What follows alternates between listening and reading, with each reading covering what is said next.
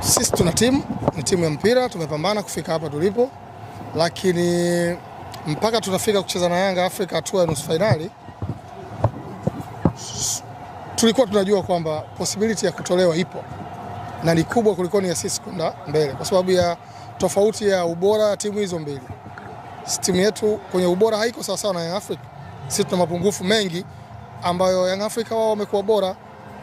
Yanga ni timu ambayo ni A-list, inagombea kikombe. Sisi hatugombei kikombe, tulishasema mwanzo. Sisi ni timu ambayo nikizungumza kikombe nazungumza kikombe cha ligi kuu. Kwa hiyo sisi ni timu ambayo tulisema tangu msimu unaanza ni msimu wetu ambao tunatengeneza timu kwa ajili ya msimu ujao, walau tunaweza kuanza kugombea nafasi za juu, kwa sababu msimu uliopita tulicheza playoff lakini imeenda tumefanikiwa kufika hatua ya nusu finali. This is an achievement kwa sisi.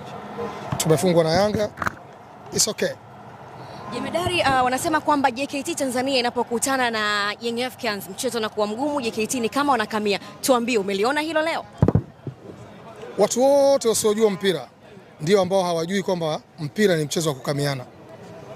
Kama unajua mpira na umewahi kucheza, hata mimi na wewe ukiweka goli lako kule na mimi naweka goli huku, tutakamiana. Utakamia mimi unifunge na mimi nitakamia nikufunge wewe. And that is football. Kama hakuna kukamiana, then mpira hauwezi kupendeza. Kwa hiyo kukamiana ndiyo sehemu, part and parcel ya football. Kama hukamii, basi mpira hauwezi kuwa mzuri. Kama what if tusingekamia, ingekuwaje? Maana tungekuwa tufunga goli 7. Kwa hiyo mnaridhika sisi ije timu iwe inafunga goli 7 kwa sababu haikamii?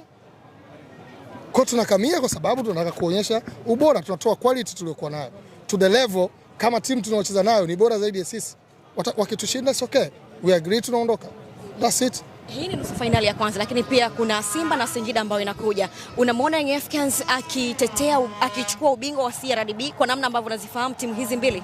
Siwezi sasa kupredict kwa sababu mchezo wa Simba na Singida uko tarehe 31, sijui anacheza na nani. Sasa ukisema anachukua kikombe, anacheza na timu gani? Kwa nini tusubiri? Mimi nafikiri ni swali la baadaye. Yanga atacheza na nani finali, then tunaweza kuzungumza nani anaweza kuwa bingwa. As it is now, sio rahisi. Kuna tukio leo ambalo limeonekana likionyesha imani za kishirikina. Pengine wewe kama CEO wa timu, tukio kama lile umelichukua taswira gani? Nimesikia, sijaliona, lakini kuna matukio yanapaswa kuwa addressed kwenye media kama hivi, na kuna matukio ambayo yanapaswa kuwa addressed ndani kwenye kufanya kazi. Sio kila kitu ambacho tutakichukulia hatua huko ndani kitakuja public. Sawa? Alafu kwa nafasi yangu mimi, hizo sio shughuli zangu. Kama kuna shughuli ya tukio la ulozi au lingine lolote, waliofanya wanafanya on my behalf. Kwa mimi ndani huko nitachukua action ipi, it's not necessarily nije niseme public. Young Africans hana mechi nyingine zaidi ya tarehe 15. Unamshauri nini sasa kuelekea katika mechi hiyo husika ambayo akicheza hiyo anamaliza mechi zake 2? Nafikiri tushashauri sana. Let's be honest. Tushazungumza sana hilo jambo, tushaandika sana. It's monotonous and unbecoming. Tuzungumze kitu kingine. Hicho tushazungumza sana. Kama hamna sasa, hiyo tena level yangu mimi ishavuka, kwa sababu nishasema sana na nishaandika sana. Nafikiri hiyo sasa level nyingine tena. Siwezi kuendelea kuzungumza hicho kitu. Hongereni kwa kushinda. Jemedari, ukitazama JKT Tanzania kwenye eneo la goalkeeping, eneo la ulinzi, eneo la kiungo, unaonekana wapo bora sana na maeneo ya pembeni, lakini katika eneo la kushambulia ni kama vile timu inakosa makali. Labda wewe ukiwa kama CEO unafikiri kwamba ni kweli timu yako haina makali katika eneo la kushambulia? Ni jambo la ukweli. Sisi ni miongoni mwa timu zilizofunga magoli machache kabisa, na mshambuliaji wetu anayeongoza kufunga mabao na magoli 6 tu. Timu ambayo inashika nafasi ya 6 kwenye ligi ina magoli 27 na mtu anayefunga top scorer na goli 6. Hiyo peke yake inaonyesha kwamba sisi tuko dhaifu kiasi gani kwenye kuscore. Tumeshawahi kwenda mechi 4 mtawalia, hatujafunga goli, tunapata sare tu za bila 4 mechi 4.